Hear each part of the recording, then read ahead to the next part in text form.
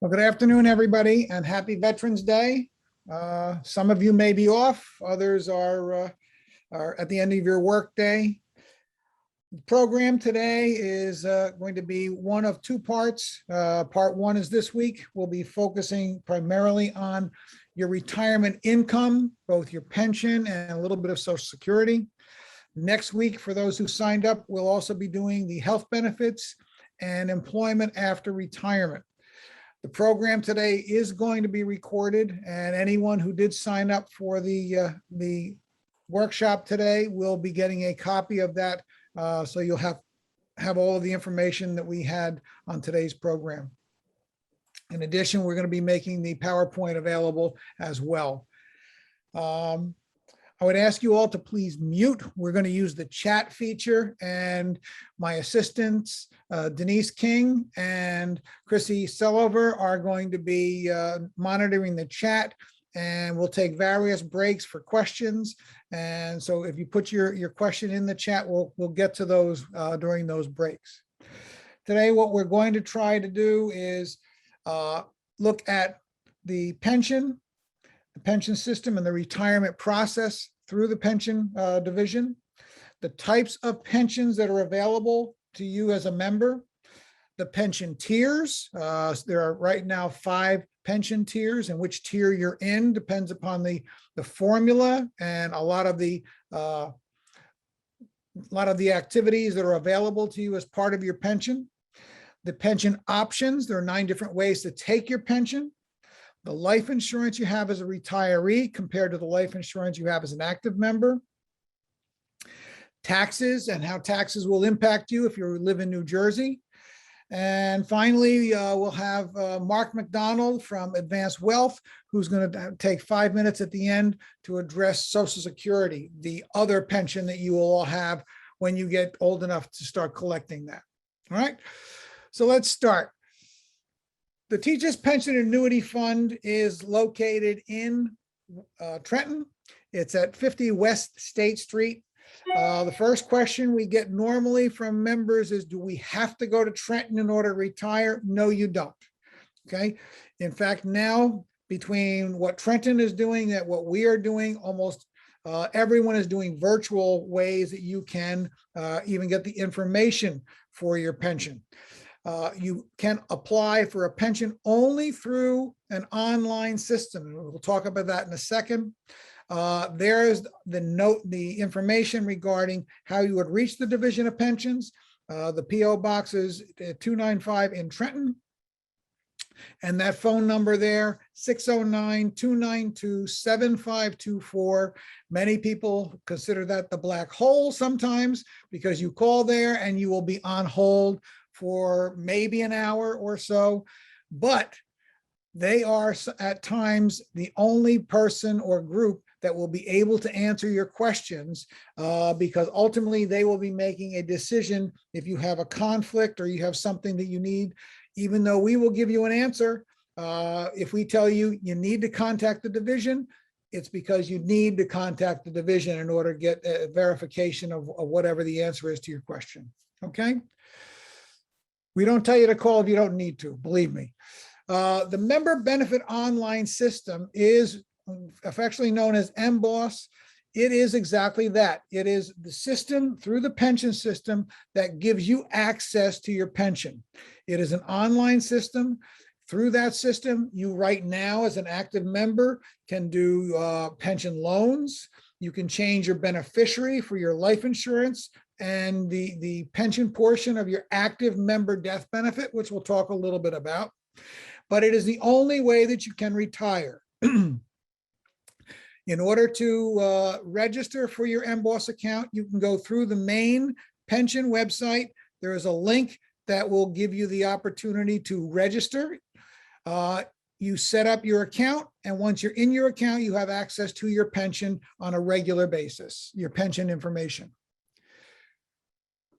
There are 6 types of retirement. We're going to talk briefly about each. Service retirement is the retirement that when you reach the specific age for your tier, I'm assuming that many of you, if not all of you, may be tier 1 members of the pension system. If you were joined the pension system prior to 2007, you're a tier 1 member. Early retirement means you can retire earlier than your service retirement age, as long as you have the prescribed years of service that for that tier. Veteran retirement, and this is fitting for Veterans Day, you would have to have registered and fit the categories that for consideration as a veteran. And once you do, your formula is a little bit different than the service retirement formula.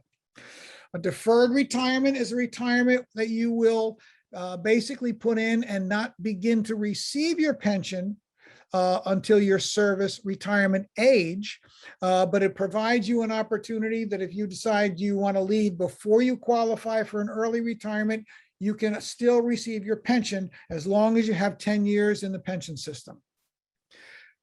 And disability retirement and accidental disability retirement. Again, we'll talk about each of those. First, the retirement tiers. The retirement tiers are based on when you enrolled in the pension system. If you enrolled prior to July 1st, 2007, you are a tier 1 member of the pension system. If you enrolled on July 1 through November 2nd, 2008, you will be a tier 2 member of the pension system. Tier 3 goes from November 2nd, 2008, and before May 21st, 2010, you're a tier 3 member. Tier 4 members are from May 21st until June 28th, 2011. And tier 5 is anyone from 2011 on. There are no additional tiers since 2011. For each of those tiers, you will have, as we're going to see, a service retirement age, specifics regarding early retirement, specifics regarding your formula, and so forth. So each tier makes a big difference in how your pension is going to be determined. So first, with service retirement. For a service retirement, if you're a tier 1 or 2 member of the pension system, your minimum age to retire is age 60. What I mean by that is, no matter how many years of service you have in the pension system, if you have reached your service retirement age, you can retire. For tiers 3 and 4, your service retirement age is 62. And for tier 5, your service retirement age is 65. Again, for any one of those service retirement ages, as long as you have the age, it doesn't matter how many years of service you have, you can retire. For a tier 1, 2, and 3 member, your benefit is based on your total years of service in the pension system divided by 55. That is then multiplied by your final average salary, which is your last 3 or highest 3 years of salary. For tier 4 and 5, the benefit changes. Your benefit is based on your total years of service in the system divided by 60. And it's multiplied by your final average salary, which is the average of your last 5 years of service or your highest 5 years of service. For those who are tier 1 members of the pension system, if you remember back prior to 2001, your benefit was divided by 60. That changed in 2001, where now your years of service is divided by 55. There are different enrollment requirements for each of the tiers. For tier 1, the base salary is at least $500. So most of you do qualify for that, I'm sure. The IRS maximum for your tier 1 is just under $400,000. And I'm sure that there are a few of you out there that are just approaching that limit. A little levity here. For tier 2, the base salary again is a minimum of $500,000. This is where some changes took place. Starting with tier 2, the base salary or the salary that is considered for your pension cannot exceed $142,800. That's the cap. Anything over the 142.8, if you're a tier 2 member, you will be then contributing into the defined contribution retirement plan. So you in effect are going to have two pensions, the base, the TPAF salary for tier 2 and money in your defined contribution plan.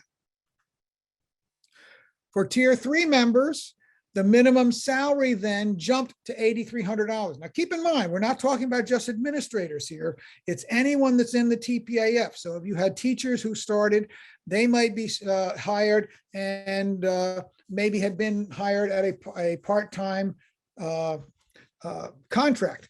As long as they had a salary of at least $8,300, they would be in a tier 3 member if they started after 2008. The base salary, if it was between $5,000 and $8,200, they were eligible to put their money into the defined contribution plan. For tier 3, you still have the Social Security limit on the pensionable income, and anything over that limit, you would be subject to the defined contribution plan for the second pension, so to speak. Now, for tiers 4 and 5, that's where things changed quite a bit. Enrollment in those tiers, you had to be full-time. You couldn't be a part-time, excuse me, you could not be a part-time member of the pension system. You had to have at least 32 hours per week. There was no minimum salary requirement as long as you were working full-time, obviously. The defined contribution plan was then for anyone who was under full-time, because you were making $8,200 or less. And again, you still had the limit of the salary capped at 142.8. Anything over that, again, you would be putting money into the defined contribution plan. Okay, so those are the 5 tiers. Each of them is different in terms of your service retirement age, what your pensionable income is, and whether or not you would be putting money into a defined contribution plan if you exceeded that salary limit. What is the salary that is used? Your base salary upon which your pension contributions are based. It does not include extra pay for overtime or money given in anticipation of your retirement. It does not include additional salary for temporary or extracurricular duties beyond the regular school day. Okay, so we get questions many times about, well, I'm a 10 and a half year employee. My question normally is, how do you get paid? If you get paid over 10 years and then the money you get in the summer is extra and it's an extra check, you are probably not having that income as pensionable. If you're getting equal payments and it includes the money you get in the summer, then more than likely that money would be pensionable. But that's something that we would discuss with you if you had a meeting with us, okay? What it does include, in addition to your base pay, would be longevity and money for degree differential.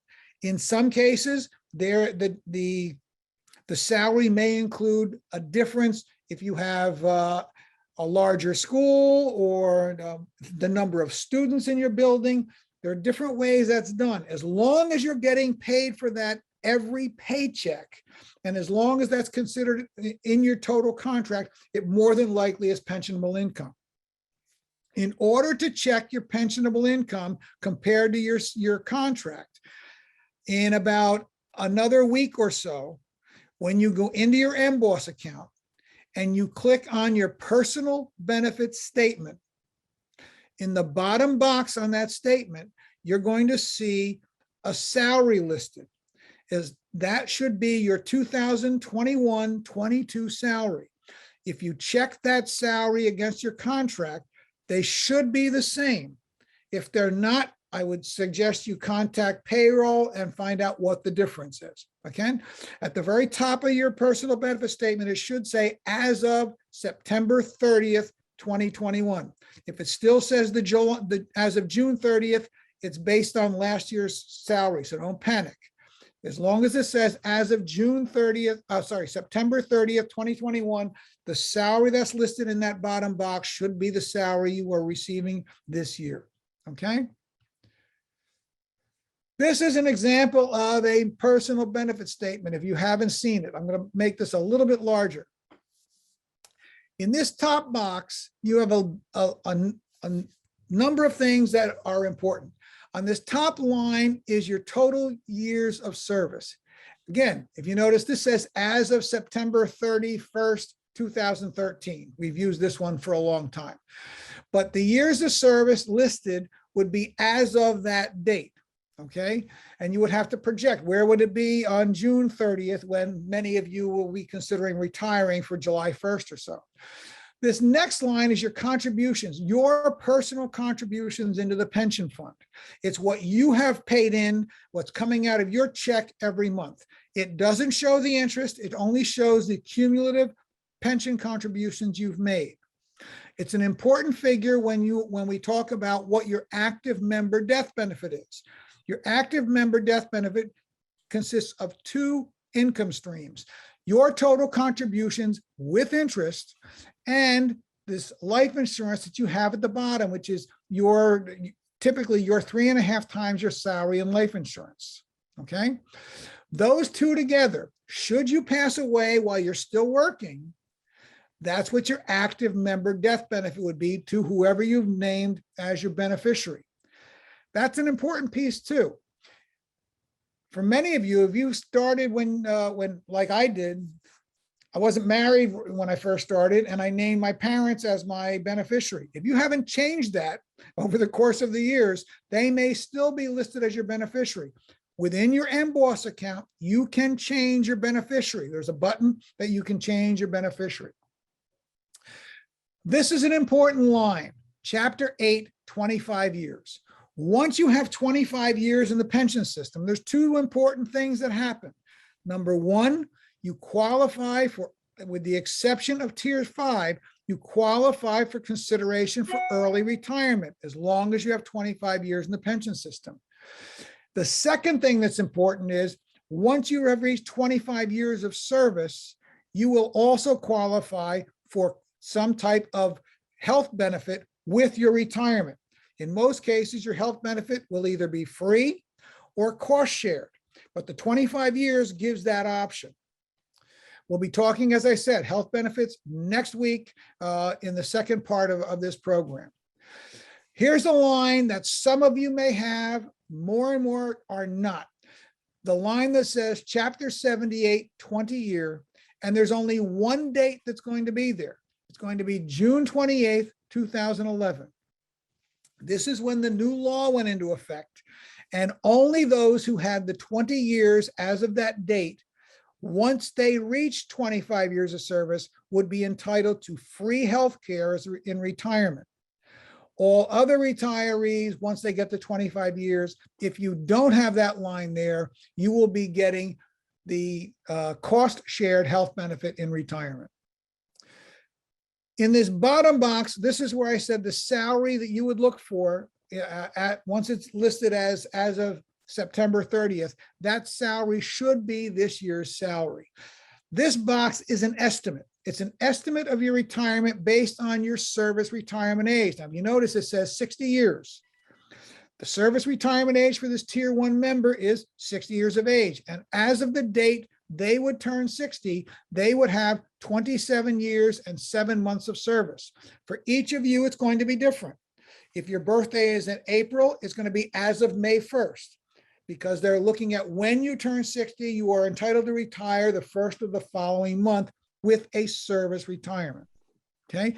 They then use that years of service and this salary to determine what your monthly benefit would be in this estimate, okay? So don't look at it as what your pension is going to be. They're projecting that you're going to be retiring at your service retirement age. In this box, it's your personal information, what pension fund you're in, what the date of your enrollment in the pension fund was, and when your date of birth is. They will also have a line under proof of age as to whether you have submitted proof of age or not. Many people now, when they are starting into a new district or whatever, and they're transferring from one district to another, and they have to transfer their pension as well, you are providing proof of age. For a long time, nobody did, when they first started in the pension system, and they had to send proof of age in order to retire. There are three things that will complete your application to retire: your completed application, proof of your age, and the certification that your district must send in for proof of your service and salary. Okay.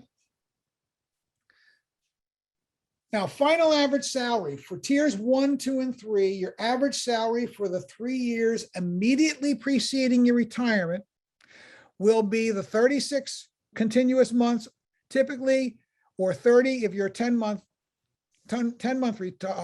employee, and they use the 3 highest fiscal years if the last 3 years are not your highest.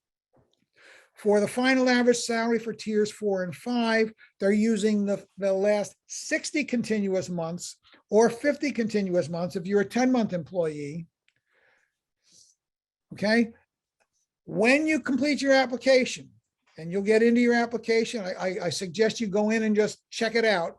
You don't have to submit anything. You just get to the final screen and turn off the computer. You haven't sent anything in, but it gives you the idea of what you're going to be looking at when you do your application. When you go into the one of the pages, it's going to ask, were the last 3 years your highest 3 years? If they were not, you would say no, and then 3 lines would magically appear, and you will list the fiscal years that were highest. We have many people who have decided to go back into the classroom or were riffed with a number of the budget issues going on. They have now locked in their highest 3 years if they don't become an administrator again, but they will be able to use those highest 3 years in the calculation for their pension.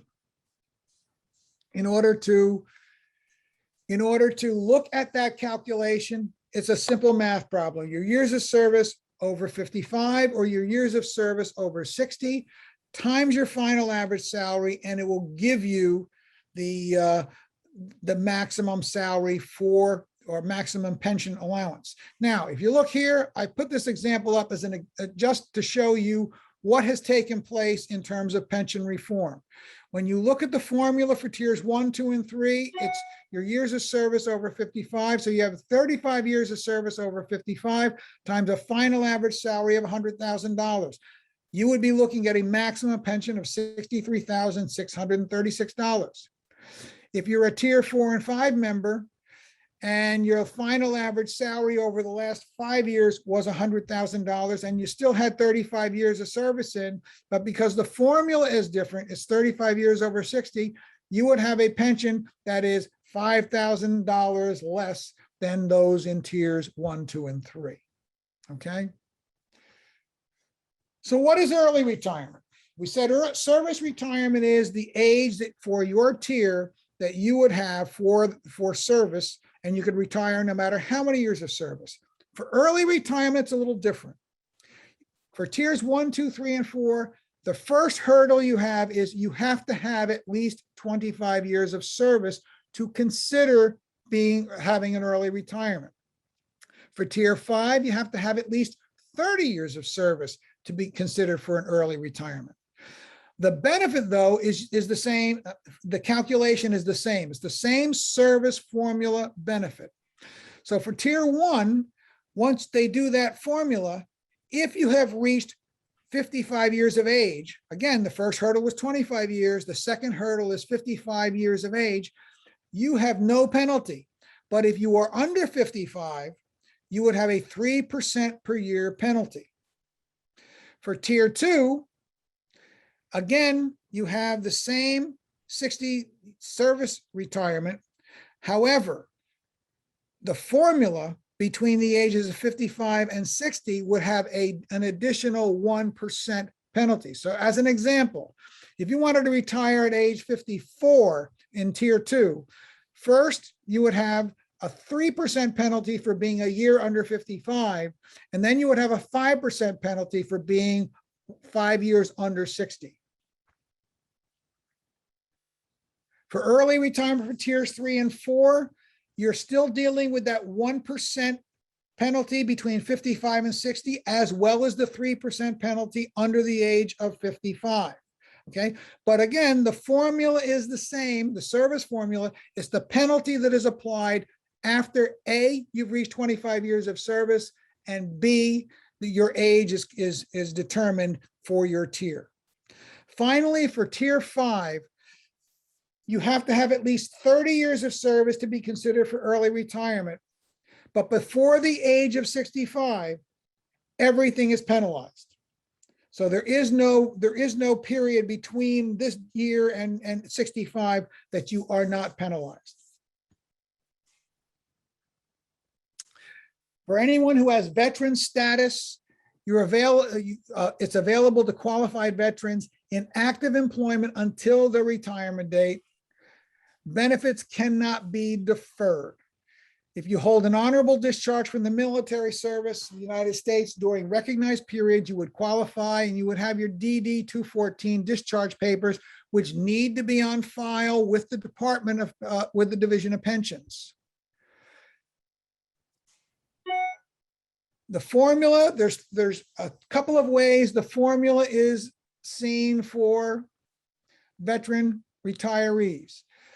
If you were to continue in the pension and had covered employment until at least the age of 60 and had 20 or more years of service in the pension system, or had at least 55 age and 25 plus years of service, you would be entitled to a benefit, a flat percentage of 54.5% of the salary in which your last year was determined, okay? And it would provide the largest possible benefit for you. If you had age 55 with 35 years of service, you're entitled to an annual service based on the service formula over 55, your years of service over 55 times the highest consecutive 12 months.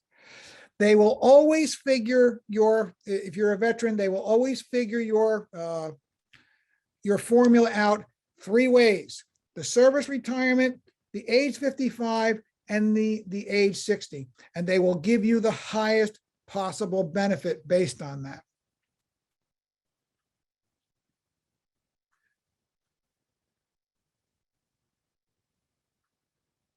Now we're going to look at a deferred retirement. We are having more and more people saying a number of things. Either I'm done and I need to retire, I need to do something else, or I'm moving, my spouse or significant other got transferred, or we're going to be looking at relocating and so forth. For a deferred retirement, what it basically means is you don't meet any of the qualifications for either service retirement or early retirement.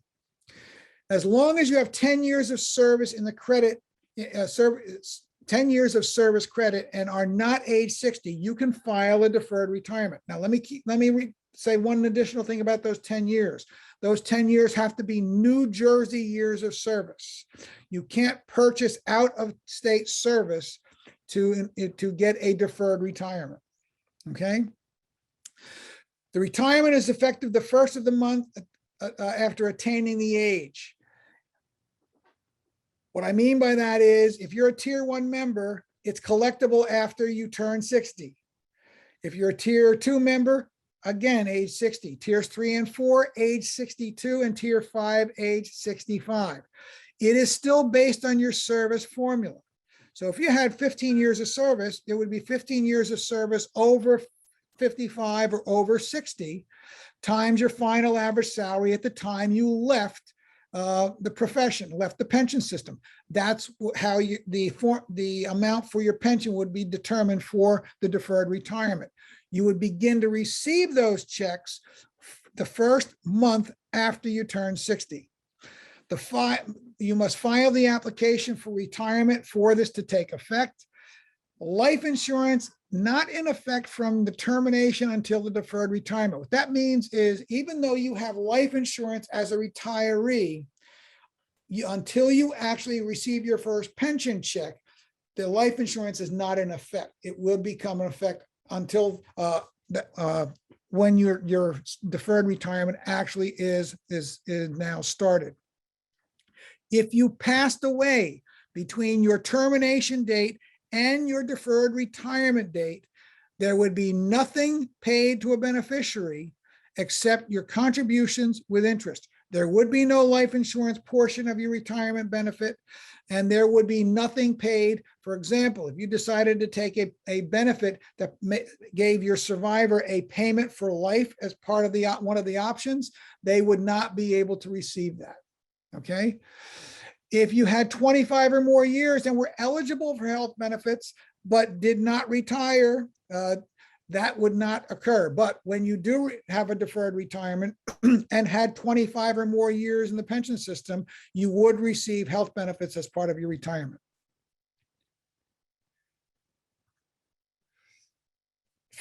We have two types of disability: ordinary disability and accidental disability. And ordinary disability is what many of us will understand being your doctor has basically said, you really can't do this job anymore. You have become ill. We have members who have had ALS, cancer, variety of things that they can no longer do the job. They would potentially qualify for ordinary disability. You have to have at least 10 years of New Jersey service. I want to qualify something. I said you had 10 years, had to have 10 years of New Jersey service for the deferred retirement. I'm wrong. I stand corrected. You have to have at least 10 years of service. For the disability, though, it has to be New Jersey service. Once you have 10 years of service, if you became totally and permanently disabled, you would qualify, if approved by the pension board, for a disability retirement equal to 43.6% of your final average salary. Technically, it is the equivalent of 24 years of service in the pension system. The process, however, takes 6 to 8 months. And the kicker for many people is you have to give a retirement date. Even though the process may take longer than 8 months, you may no longer be working when you finally get approved. It would be retroactive to that retirement date. But the other piece is it can't be a contingent retirement. It can't be, well, I'm going to let my employer know I'm going to retire if my disability retirement is approved. You have to formally retire with your district. Now, if it is not approved, you're still technically eligible to be a member of the pension system. You can take a job in another district, okay? But those are some of the conditions for disability retirement. There are no disability retirements options for tiers 4 and 5. For accidental disability, the active member would have to have had a traumatic event that made them disabled. And if that's the case, and you became totally disabled and it was approved by the pension system, you would have a pension that is equal to 72.7% of your base salary. Now, one thing both disability retirements do is they do provide health benefits free of charge to the disability retiree. Okay, so there are some changes in terms of the retirement for disability retirement. Probably the most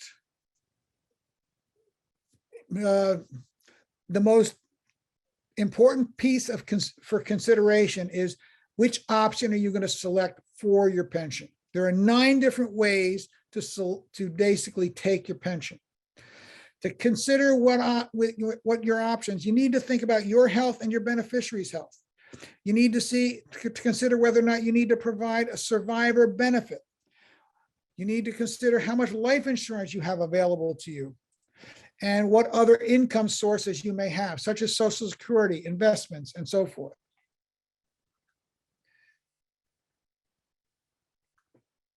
Once you've made your choice, and once you've received your first pension check, you have reached what's called due and payable status, which means you cannot change your payment option. But up until the date you receive your first pension check, if you retire July 1st and you've done everything in the good period of time, you will more than likely get your first check on August 1st. But up until August 1st, you still technically could change your pension option if you needed to do so. You had a second thought. As I said, there are 9 pension options. The maximum pension option is the easiest to figure out. It's that formula we've been talking about. It's your years of service over 55 or 60 times your final average salary, and there is really no benefit to a beneficiary. Option 1 is a little different. Option 1 is going to establish a reduced reserve, or a reserve that your beneficiary would receive that is reduced every month as your pension amount monthly is subtracted from that reserve. And then there are 7 options that would provide an opportunity for you to give a beneficiary a payment for the rest of his or her life if you passed away first. Okay, so we're going to talk through each one. With maximum, there really is no pension benefit to a beneficiary. That's a kind of a misnomer. There's always the last check, okay, the last monthly check. It also is slightly a misnomer because until you collect all of the money you have paid into the pension system, your beneficiary would receive whatever you have not collected. Now, sounds like it should be a long period of time, but it's not. In 2 years or less, you're going to collect everything you have paid into the pension system. So after that period of time, under the maximum option, the only thing your beneficiary would receive is your last check. It is, however, the highest benefit paid to you, and the benefits stop at your death.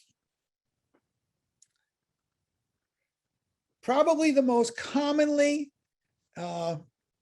selected options for couples are the lettered options A, B, C, and D, called the pop-ups. The reason for that, it's a joint survivor plan. What I mean by that is you would have a pension amount, and if you passed away, your beneficiary, your survivor, would have a benefit that you determine based on the lettered option how much of your pension they would receive. It provides a lifetime benefit to you and potentially a lifetime benefit to your beneficiary at the time of your death. The letter options provide one additional thing that makes this more popular for most couples. If your beneficiary died before you, your retirement allowance would increase to the maximum option. You can only name one beneficiary for these options. So what does that mean? Well, with the 4 options, the smallest pension to you is option A, because it leaves 100% to your beneficiary if you passed away first. However, if your beneficiary passed away before you, you would then increase to maximum for the rest of your life. Option B, your beneficiary would get a little bit less, 75% of your pension. With option C, your beneficiary would get 50% of your pension. With option D, your beneficiary would get 25% of your pension.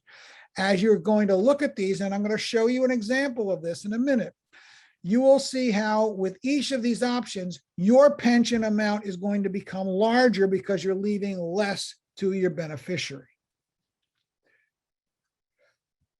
Option 1, as I said, is a reduced pension to your, or a reduced benefit to your beneficiary. It's a little bit less than maximum because the option 1 is determined on your age and your age alone. It has a lifetime monthly payment to you. However, the beneficiary may have no benefit to them after the reserve runs out of money. They would be receiving whatever is left in the reserve at the time of your death. The reserve sets up with approximately a 10-year reduction. So the payment to you is subtracted every month from the reserve. In approximately 10 years, it's going to get to 0. Between the day you retire and when that reserve gets to 0, whatever is left in that reserve is what would be paid to your beneficiary. You can, however, name more than one beneficiary, and you can change the beneficiaries at any time during your retirement, unlike the lettered options where you can never change your beneficiary. What option 1 many times is used by our members is if they are a single parent and they want to leave their pension their children as the beneficiary to their pension. It does provide an option for you. Options 2, 3, and 4 are slightly different than the pop-ups because they don't provide a benefit to jump up to maximum if your beneficiary died before you. Okay, so with option 2, you still would have 100% to your survivor. It would be a lifetime payment to you and potentially a lifetime payment then to your beneficiary, but you cannot change the beneficiary. And unlike option A, if your beneficiary died first, you don't jump to maximum. So you'll see in a moment when I show you an example how the difference between option A and option 2 could be something significant. Option 3 leaves 50% to your beneficiary. Once again, it's a payment to you or a payment to your beneficiary.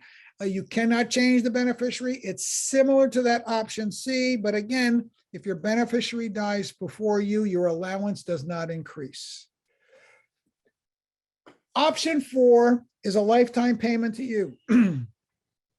If the beneficiary living at the time of your death receives a monthly retirement allowance, you decide how much that would be. You can name one or multiple beneficiaries for this option, but you cannot change that beneficiary at any time. If the beneficiary died before you, your allowance does not increase. There's one piece I did not put on there. If you have a divorce decree and a quadro, where you have a payment for an ex who receives a portion of your pension, you must use this option. It is the only way to be able to give your ex the amount that they will be receiving from your pension. So you want to see and be able to make a decision. You'll get an estimate. You can get an estimate within your account. You can get an estimate from us when you meet with us if that's something you wanted to do. And it'll look something like this. We kind of made this look a little bit different just so that we can show you the various things within the estimate.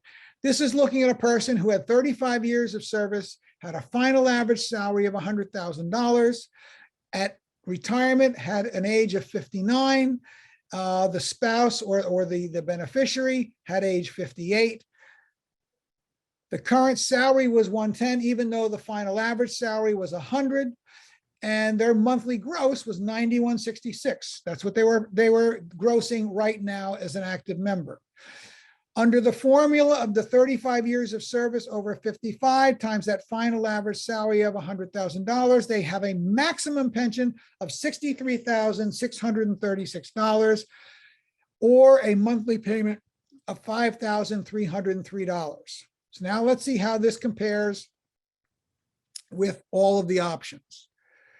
If you look at option 1, well, option 1 is 97% of maximum because of the age of 59 years old. It's the way the actuarial tables will figure it out. It's that reserve. Well, this reserve is starting at $617,000. The first month you retire, if you were to pass away, that's what your beneficiary would be entitled to. You would receive a pension check of $51.59 a month or $61,917 a year. Every month, that $51.59 would be subtracted from the reserve. That reserve will zero out in approximately 10 years. You'll receive your $51.59 forever, but upon your death, if the reserve is zero, there is nothing paid to a beneficiary. Option 2 provides 100% of your pension to your beneficiary. So in this case, you're taking an 86.5% reduction from maximum in order to provide this benefit to you and your beneficiary. Your pension now would be $55,044 a year or $45.87 a month. You'll receive that as long as you live. If you pass away, your beneficiary will receive the same $45.87 for the rest of his or her life. With option 3, you're leaving 50% to your beneficiary. In this case, you're only taking 94% of maximum. So you're now looking at a $5,011 per month for you. If you passed away first, your beneficiary would get half of that. If your beneficiary passed away first, you'll still only get the $5,011 per month. Option 4, the only way you can get that determined, unfortunately, is through the pension, the Division of Pensions. They're the only ones who can figure out option 4 for you. Now, let's look at this compared to the lettered options. We'll look at option 2 versus option A. With option A, you now, rather than 86.5% reduction from maximum, is 85.5%. So you're only losing 1% with option A. That's the cost of the pop-up. So you would be getting $45.34 per month. If you passed away first, your beneficiary would get $45.34 per month. If they passed away first, you would jump from $45.34 up to $53.03. So you're looking about almost an $800 difference in your pension if your beneficiary predeceased you. That's the way each of these options is going to be done. With option B, that's the 75%. So now your pension would be $47.46. Your beneficiary would get three quarters of that, or $35.59. If they passed away first, you would jump to maximum. With option C, it's 94% of the $53.03. Your pension would be $49.84. Your beneficiary would get half if you passed away first. If they passed away first, you would jump from $49.84 to $53.03. And finally, with option D, you would have 25% to your beneficiary. Your pension would be $51.49. They would get 25% if you passed away first. If they passed away first, you would jump up again to maximum. So I'm going to pause here now, because this is typically where all the questions come in. Okay, I only have a couple of questions so far in the chat, but if I talk slowly, maybe people will type some more. All right, the first one's an easy one. So it's not really a question. Someone mentioned that the personal benefit statement on MBOS is down for maintenance. I just want to verify that. It might be. I haven't had to go in there because I'm retired. Okay. Another quick, easy question. Someone wants to know, does your beneficiary have to be your spouse? No, your beneficiary does not have to be your spouse. That's a good question. In order to take options A or B or option 2, your beneficiary has to be no greater than 10 years difference in your age. If they are greater than that, then they can only take options C or D. Okay. So that's part of that. You can leave your children if you wanted to. Keep in mind, the age of the person you name as a beneficiary impacts your pension. Okay. We were looking at an example here where the husband and wife were only a year apart. If there were a greater number of years between the two, it's going to impact this entire estimate. We've had some where people retire at age 55. You're going to see in some of these scenarios where options C and D are almost the exact same amount, because the way the actuarial table figures this is very different for the age of the people you are naming. But no, you don't have to only do a spouse. Any other questions, Chris? Yes, there's a number of other questions. All right, I'm just going to go back to some people who asked a bunch of questions earlier. Then those of you who just asked questions, I'll come back to you in a sec. One of our members said they have years in both the TPAF and in PERS, and wants to know if you can access PERS in MBOS because they weren't able to see those numbers. You can, if it's an active account. If you had a PERS account and you haven't put a contribution in there for two years or more than 2 years, you may not be able to access it. You're gonna have to contact the Division of Pensions and have them send you that information. Okay. And then there's a question that Denise and I actually have both had this question come up a few times this week. When calculating, all right, your pension is based off of your last 3 years of salary, right? How Yes. do they calculate that? Because not everybody retires as of June 30th. What happens when you retire, say, mid-year? Okay. It's your last 3 years or your last continuous 36 or 30 months. So let's say you retire, as I did, on October 1st. You had 3 months at that year's salary. Then you had 12 months, and 9 months at a salary 3 years ago. That's the way it would figure out. If you meet with us, we do that normally as part of the figure, the way we'll do your estimate.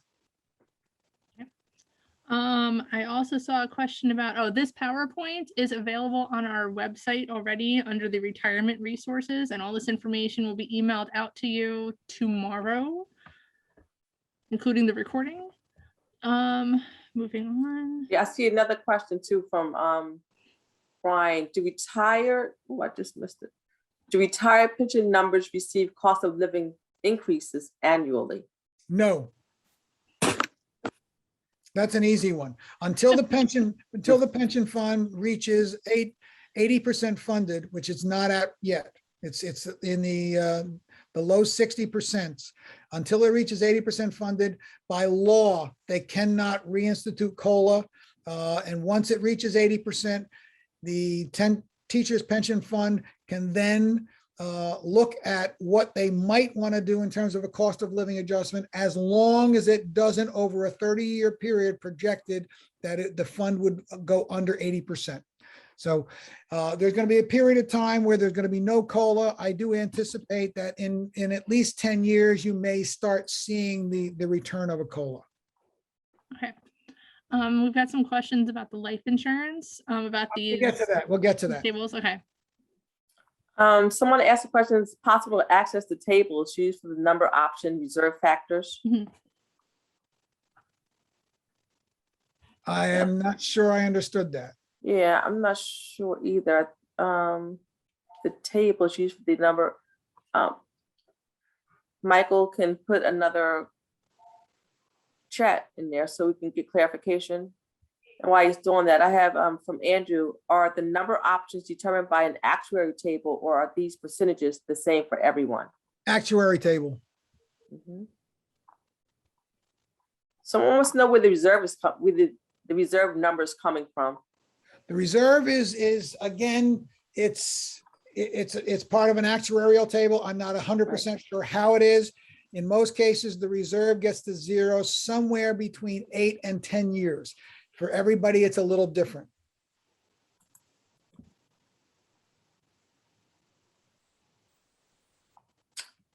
Just scrolling through, checking one more time. I'm actually going from the bottom up. The question from Yvette, that her salary includes 2 years at 10 months and 1 year at 12 months. Will Emboss recognize this for the most accurate information? Yes, but when if you try to do an estimate within your account, it's going to give you an error message. Don't be surprised. The computer does not know how to do the combination of 10 and 12. You would have to have at least 3 years consistent at 12 months or 10 months in order for it to do it that way. Okay. All right, let's move on. Taxation, because we always get, so what do I get to take home? All right. What comes out of your pension check? Out of your pension check comes federal taxes from day one, state taxes once you have collected in pension equal to what you have paid. Remember that line I said under your years of service on your personal benefit statement?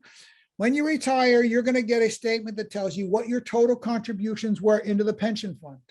Until you collect that amount back in pension payments, you do not owe New Jersey state income tax. Federal taxes you owe from day one. The only other things that would come out of your pension check would be any health-related costs. That's it. So many of you will be taking home approximately 80%, maybe 78% of your pension check, where now you're probably in the 50 to 53% of your actual paycheck. Okay. Effective This year, you have, if your income does not exceed $100,000, you would be excluded from having to pay taxes on your pension. If it is more than $100,000 in total income, then you would pay taxes on your pension. Okay. New Jersey does not tax Social Security, but they do tax pensions at that point. When you retire, you can take a pension loan if you wanted to into retirement with you. We are actually having, and I'm not suggesting do this, but we've had a number of people lately who have said within the last year before they retire, they took a pension loan out in order to take that loan into retirement in order to purchase a house where they're moving to or something along those lines. Keep in mind that when you retire, you either have to pay it in full or you continue to pay the same pension payment. I'm sorry, it's the same loan payment would come out of your pension check, but you have both of those options. Your retirement checklist. What do you need to do and when? Okay. Typically, the pension system says 6 to 8 months before your retirement, ask for a look for a retirement estimate, attend a seminar, which many of you are doing. What we have many times is we have people who come to a workshop like this, and then they start having appointments with us maybe once every 2 years or once a year as they're approaching retirement. You're not limited in how many consultations you can have with our staff, but we want to make sure that you are absolutely clear on what your options are at the time you actually decide you're going to retire. About 4 to 6 months before your retirement, the pension system likes you to complete your application, submit the proof of age if you have veteran status, and your employer would take care of their end, which is submitting the employer certification. And you would receive a receipt that your application has been received. About 3 months before, you're going to receive a letter regarding your health benefit options, okay? About a month before, the pension system will be approving your pension. You'll be sent a quote that gives you the option you selected and show you what other options would be available to you if you wanted to consider those. It would show you your loan balance, payoff amount, and any outstanding purchase quotes if you had purchased something and hadn't finished paying for it. About a month before, the pension board, as I said, would be approving your pension. And from this point on, 30 days from then is when you would potentially receive your first check. If it's not 30 days, if you retire July 1st, but the pension board didn't approve your pension until the month of July for some reason, you will not receive your first check until 30 days from that approval, okay? Shortly after your retirement date, that's when you would receive a statement of retirement allowance. It'll explain to you excuse me, what option you selected, how much your monthly pension check gross is going to be, who your beneficiary is for your pension, what life insurance you have as a retiree, and what health benefit you have selected. You'll also receive forms for withholding federal and New Jersey state income tax, and you'll receive forms for direct deposit, okay? Now let's talk for a minute about the life insurance you have as a retiree. When you retire, your life insurance that you have as an active member goes away, okay? The day you receive your first pension check, that life insurance is gone. It is replaced by, if you had the 3.5 times your salary in life insurance, it is replaced by a life insurance policy that is 7/16 your final salary. That life insurance is free. You don't have to pay a dime for it. You never see it. It is paid to your beneficiary, whoever you've named, and you can name multiple beneficiaries, okay? You will, however, receive a letter about within 30 days of your retirement, giving you the opportunity to convert any of the life insurance you have given up, okay? So if you're getting a life insurance amount that's 7/16 your final salary, there's about twice or 2.5 times your salary that's that you could potentially convert. It is expensive life insurance. Okay, it's based on your age, and it basically, for lack of a better way of putting it, it considers that you are unable to get life insurance anywhere else. Therefore, it's expensive. But the benefit to this life insurance is you don't have to qualify medically. So if that is a problem and you can't qualify medically to get any life insurance, you can convert any portion of that amount up to the full amount. So let's say it was worth, you could convert $350,000, but you wanted a $50,000 policy. They will give you a $50,000 policy as long as you're willing to pay it for as long as you will pay for it. Okay.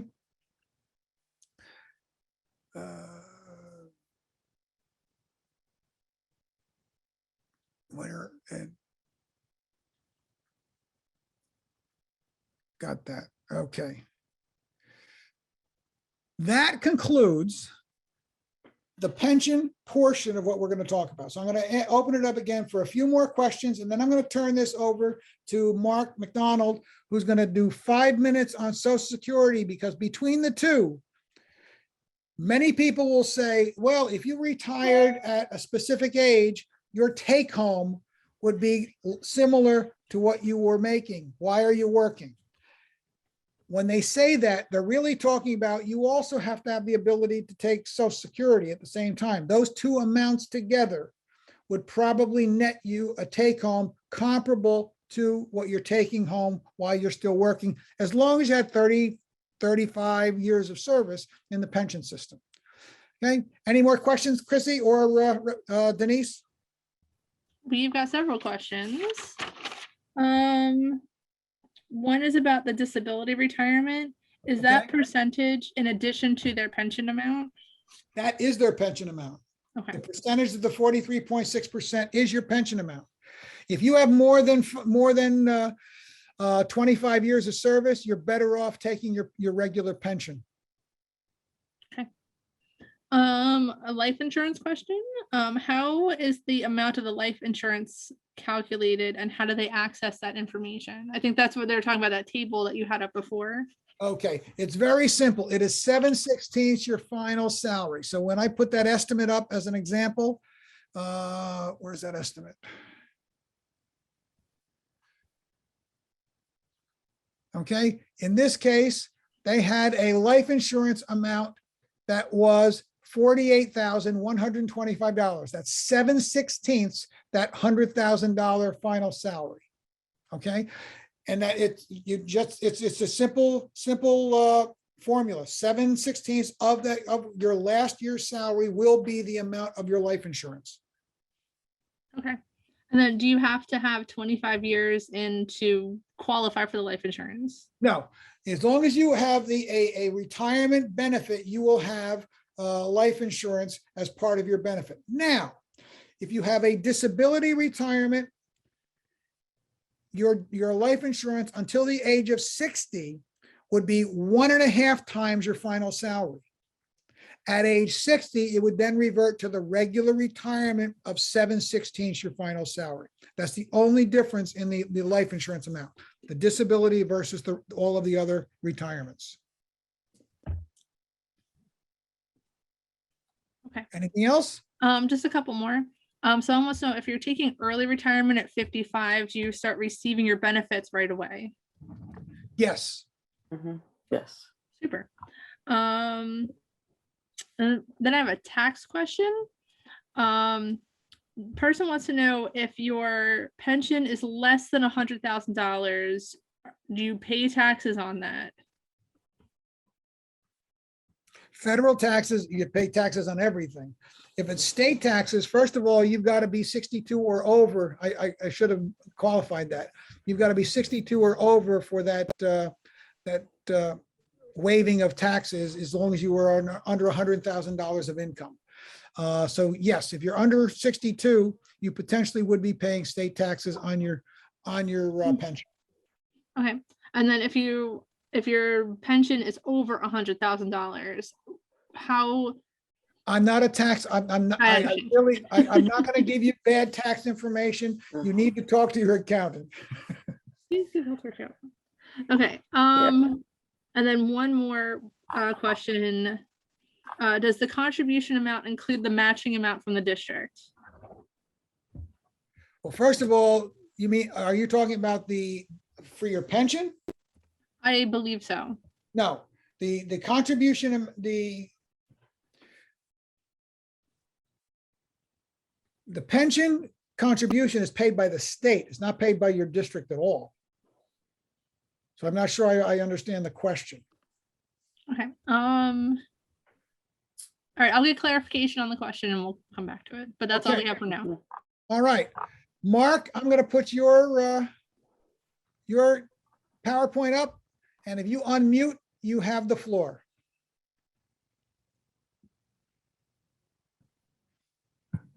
Okay, thank you, Bob. Can you hear me? Everybody hear me? Yes.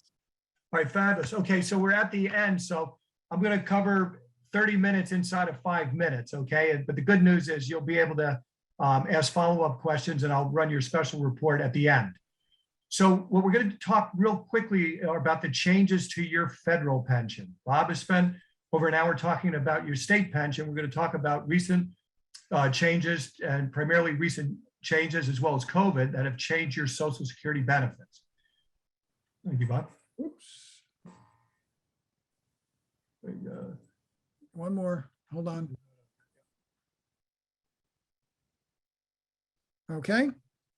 Okay. Can everybody see it? I don't know. There's a window open to the right too. That looks like, there we go. Thanks.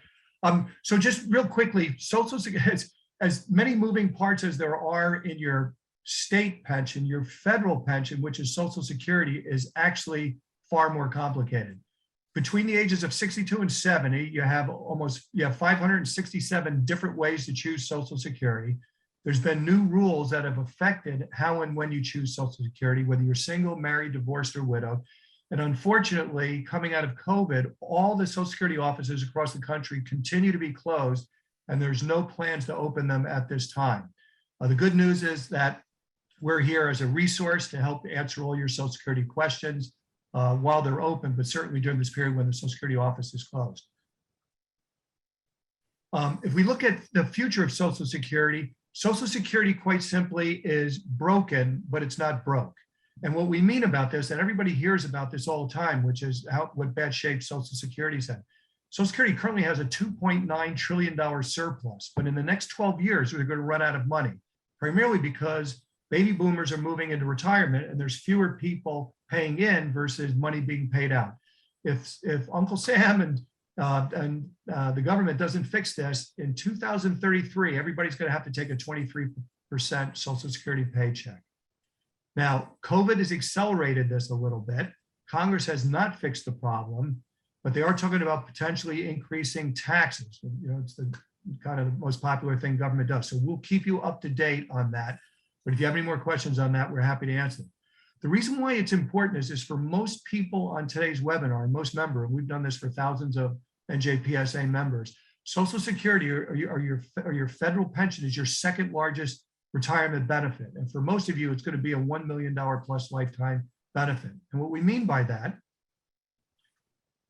is if you look at, let's say you have a benefit when you at your full retirement age of a little over $3,000 a month. In 10 years with 2.5% COLA, and we're going to talk more about COLA on your Social Security benefit. I know we just talked about your state pension, but it's really important on your federal pension. You can see you're going to collect over $460,000. Over 20 years in retirement, you'll collect over $1 million. And if you're fortunate enough, God bless, to live 30 years in retirement, you can collect 1.7 million just from Social Security. Now, this is probably the most important chart we're going to talk about today, which shows in the red are the penalties or the reductions in your Social Security benefit by year, as well as the green, the rewards that take place if you wait after your full retirement age, okay? So simply stated, if your full retirement age is 66, if you start at age 62, you're giving yourself a 25% pay cut. That's permanent the rest of your retirement years, and that's also your survivor benefit. At age 63, it decreases, but it's still a 20% reduction. Age 64, you can see it's 13.3. Once you reach your full retirement age, a wonderful thing happens. Again, I'm not recommending one or the other. We work individually with you to help figure out how to maximize your benefit that's appropriate for you your pension selection, and your savings. But every every year it goes up 8%. And that happens for 4 consecutive years. After 4 years, it goes up 32% plus COLA. Anybody can hear a siren in the background, I apologize. I'll try to talk over. Okay, Bob? Yeah, it's just, go ahead. Can you hit the next slide, please? Yep.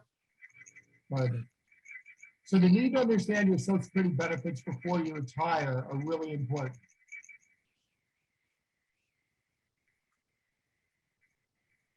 These, can you hear me? Can everybody hear me? You sound like you're in a box. Yeah, this should shut off in 1 second. This is, right, know what happened. Oh, there we go. Sorry about all the interruption there. So just to pick up here, last month, Social Security, everybody's familiar with their with their Social Security statements that get mailed once a year. They've changed the format. They've gone from 4 pages to 2 pages. So this is what your new Social Security statements look like. For the last 50 years, they've been 4-page documents. Simply stated, the new documents have new information, but it's left out a lot of the information from the old statements. So one of the things we help you with is some of the information on your benefits that were left out of your old statement, okay? Now, really important, Bob talked about COLA, how it was taken away from your state pension, how it could be the terms under which it will be reinstated if it does get reinstated in the future. Your federal pension still has COLA. I'm going to show you how powerful that is. This is COLA. President Nixon and Congress in 1975 implemented COLA, which means that your Social Security check will keep pace with inflation. It's an inflation hedge. And you can see how it's jumped around here. Now, the next few slides are going to be really important because they're relevant to what's been happening coming out of COVID. This next year, based on inflation this year, everybody is going to get almost a 6% increase in their Social Security check just on COLA, a 5.9% increase. That's whether you've started your Social Security benefit or you haven't. So for most people on today's webinar, you have not started your benefit, you're still going to get a 5.9% increase. Now, the reason why this is important is if you look at your Social Security statements, COLA is not included in your benefits. And we're going to talk more about that in a second, okay? Why is it a 5.9% increase next year? It's good news and bad news. The bad news is inflation is back. These are numbers I just received today. In the past 12 months, this is October of last year to October of this year, and we've all felt this, right? We all know what's going on. Gas is up 49%. Used cars are up almost over 26%. Furniture is up 12%. Electricity is up 6.5%. We all feel it in our daily lives.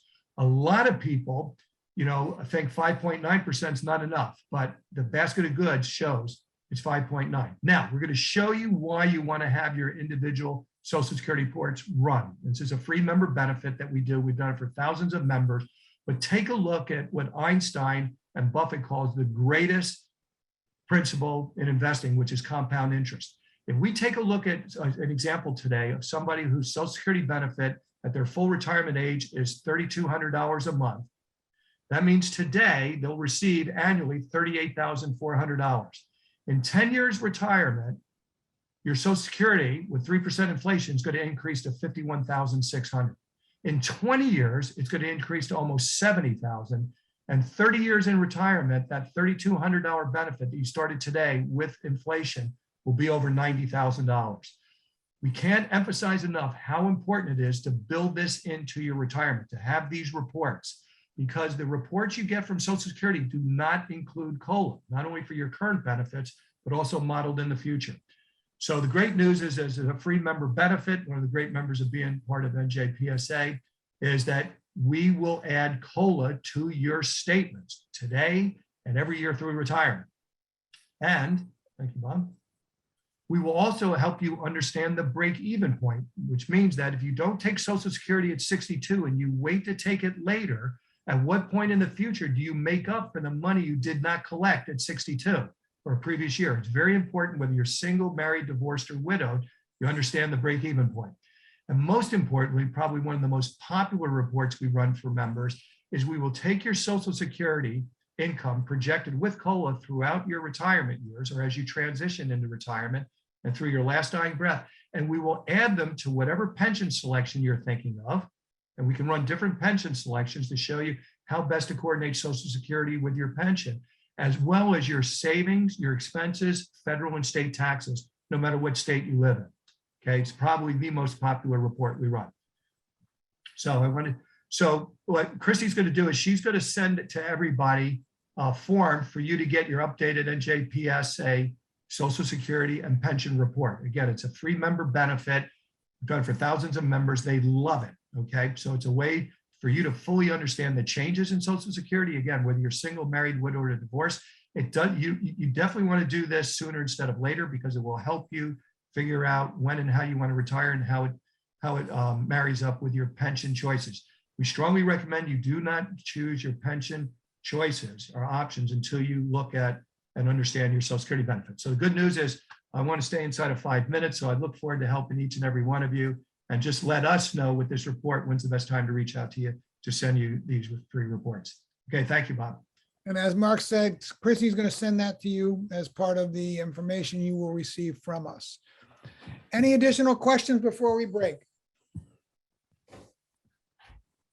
I don't see any more questions unless someone is typing very quickly right now. Yeah, there's no more questions. I think we answered the ones that are in the Right. chat.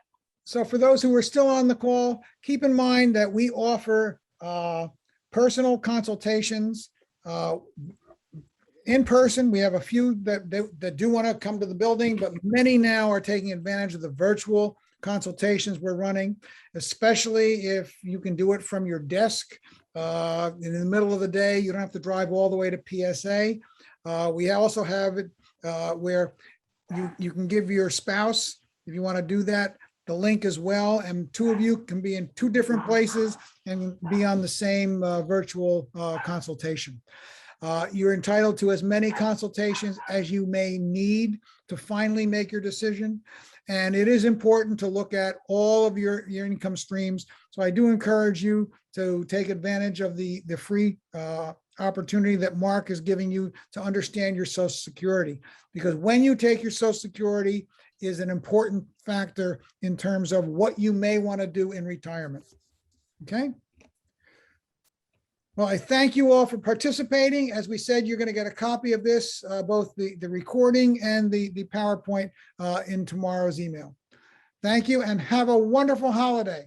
For those who will be here at next week, we'll see you on the 18th. We'll be reviewing health benefits and employment after retirement.